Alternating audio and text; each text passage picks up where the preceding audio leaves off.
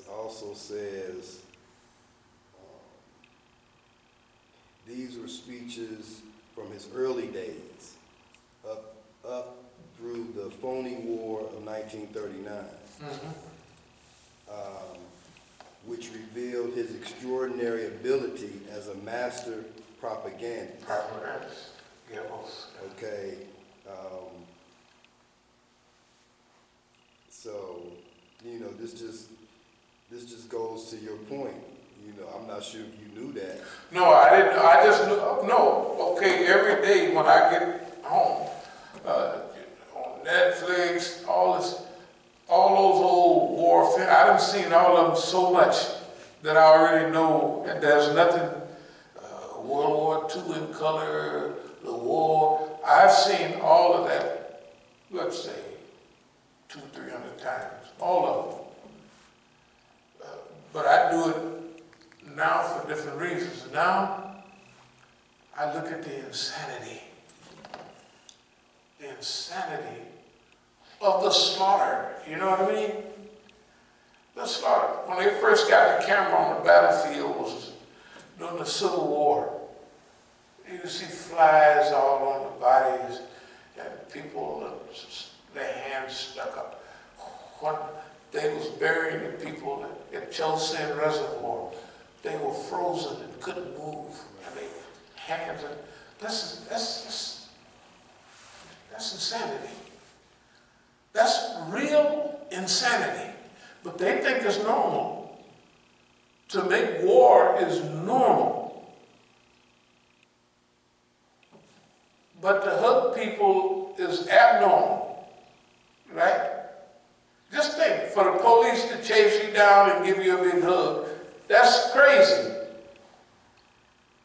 But for the police to shoot you down like a dog in the street is normal.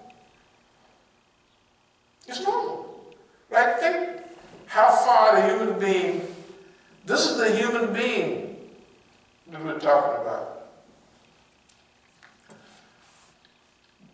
The human being, not to be making a long list, but have those things inside of them. You can go in and help elevate the good. So a good society would be where most of the people are balanced and moving toward good. And there are people in the society trained to help people who are maladjusted. For instance, in a high school, you'd have a team, maybe the most popular people in the school, their team, and they spot people who are loners and who are, feel not accepted. And they're accepted by everybody. It's their job to spot those people and bring them in, make them feel like human beings. You cut down on, you have mass killings down to zero almost. Just the simple stuff like that. They don't think like that. They don't think like that. But okay, you're popular. You guys, you're the in crowd. Every high school got the in crowd. Maybe the football chief, maybe the basketball star. You know what I mean? And then the little in crowd. Every school has it. But it'd be a certain number of those people, that's their job. That's your extra credit. You get an extra credit for this.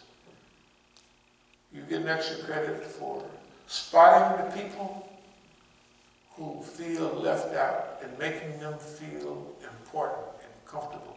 That's your job. That's your extra credit. Right? Little simple stuff. Simple stuff. Listen, I'm a Negro. If I can think of little dumb stuff like that, and they got all these PhDs, something's wrong.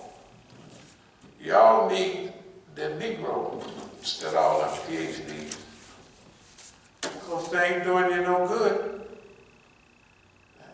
Anyway, the Hitler lectures, I knew the lectures because I heard them before. So based on something else you said, because it's obvious, and I'm wondering if people are really picking it up, that his actions seem to be more and more dictatorial. Even, I mean, it's controlled.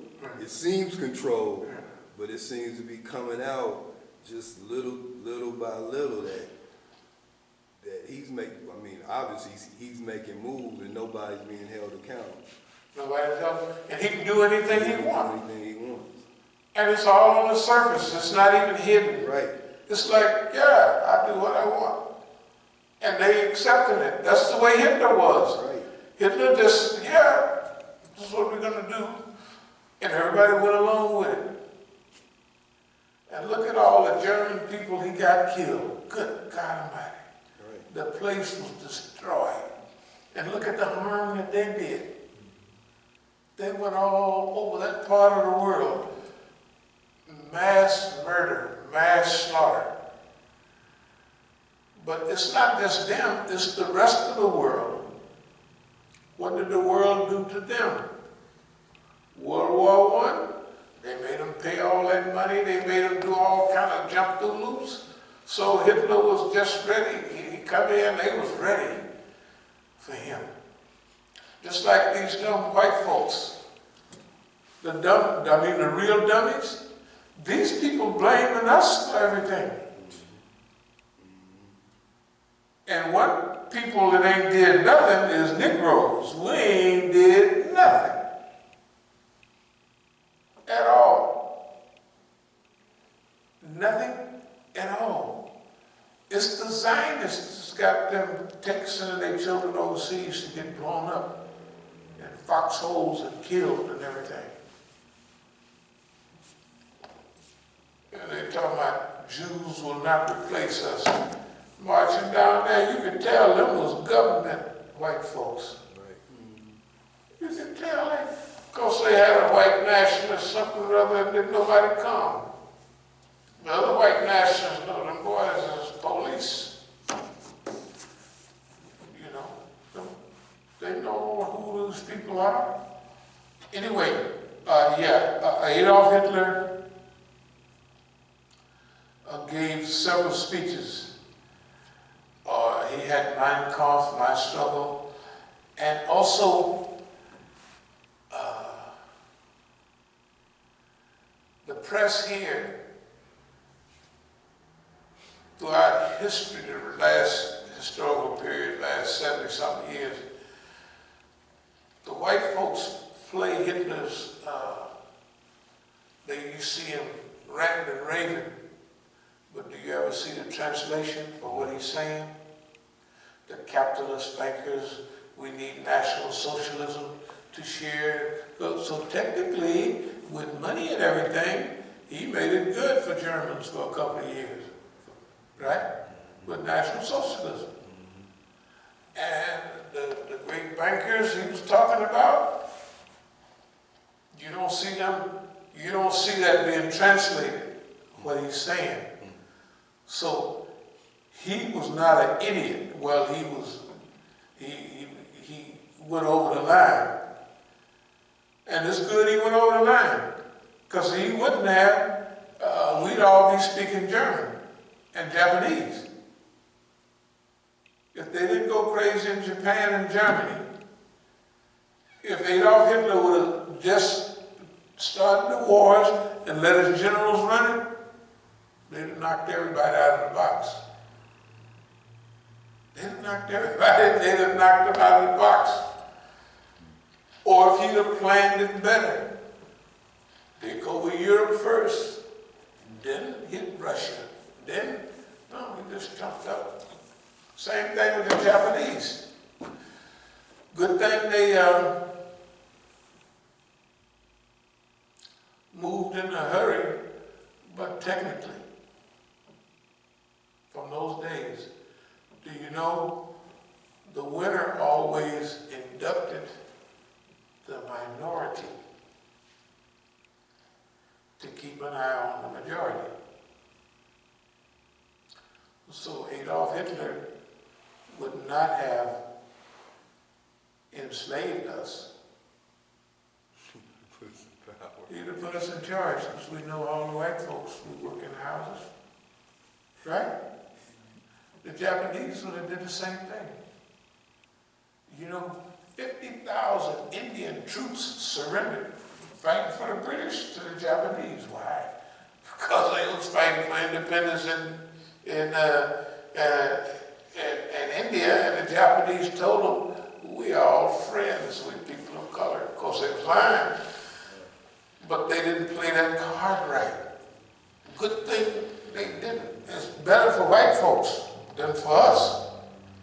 Because remember, if they hung us all, we still didn't have nothing to lose.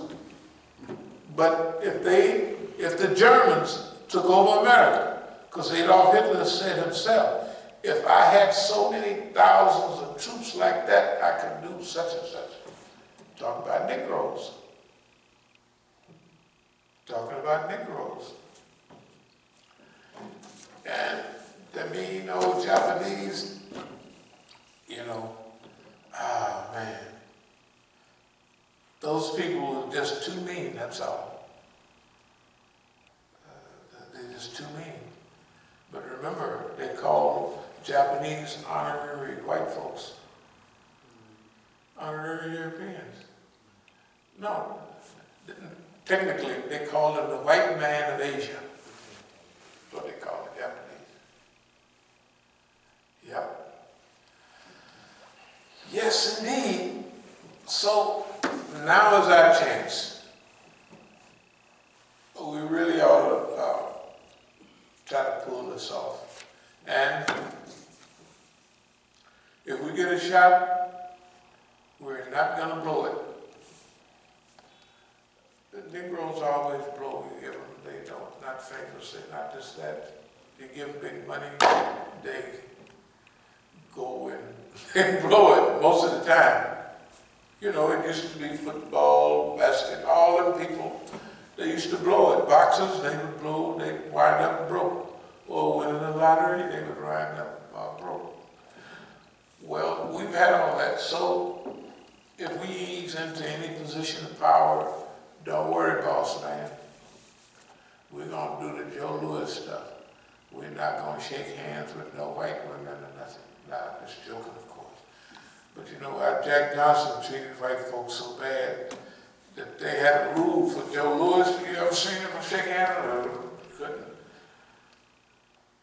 And he was a good nigga. Can you imagine that give all your money to the government during World War II and put on an American uniform, and then they come back and charge you? He had to work for the mafia's agreement to pay off the doggone boss man is not nice. I'm just telling y'all for the last time. He ain't nice, man. And hey. Okay. Any more questions or comments? No. Okay. We're getting close to prayer time, right? Okay. Well, I think that might be it. We just wanted to, we'll have a streamlined religious presentation tomorrow with this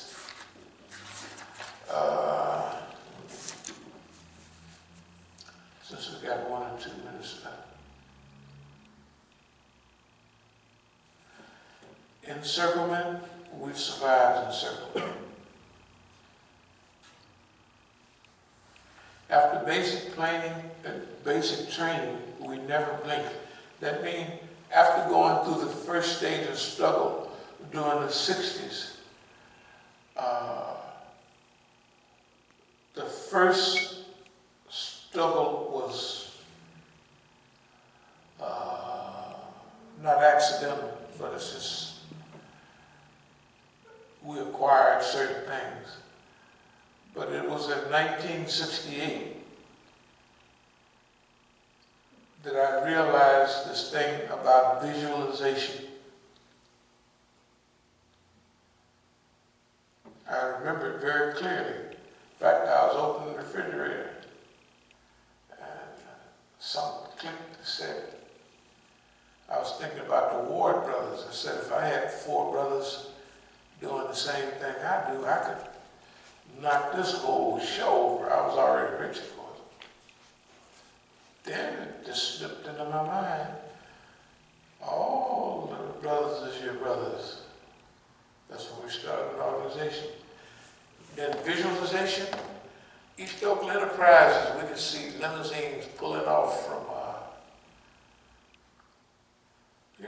stuff we had bought. And less than a year later, all of that was already long in progress happening. So visualization,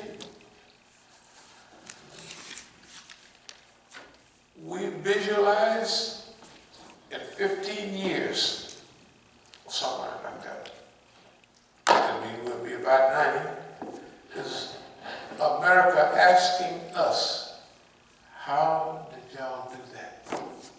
And we'll be telling them, well, we did this, we did that. We'll tell them the details because, see, we did detailed studies.